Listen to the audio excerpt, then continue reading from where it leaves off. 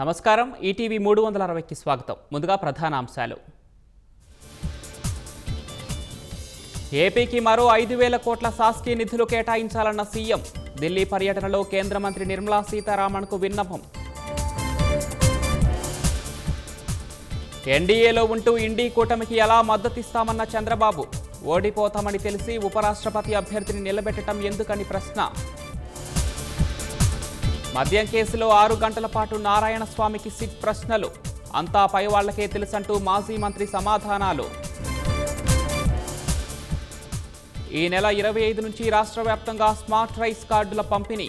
1.45 కోట్ల కుటుంబాలకు అందిస్తామన్న మంత్రి నాదెండ్ల. గోదావరికి వరద పోటెత్తడంతో వణుకుతున్న లంక గ్రామాలు. పరివాహక ప్రాజెక్టుల నుంచి దిగువకు కృష్ణమ్మ పరవళ్లు. కూకట్పల్లి బాలిక హత్య కేసును ఛేదించిన పోలీసులు. 10వ తరగతి బాలుడిని అదుపులోకి తీసుకొని విచారణ. విపక్ష నేతలు ఉంటే జైల్లో లేకపోతే బెయిల్పై ఉన్నారన్న ప్రధాని. అందుకే అవినీతి నేతల బిల్లును వ్యతిరేకిస్తున్నారని ఎద్దేవా.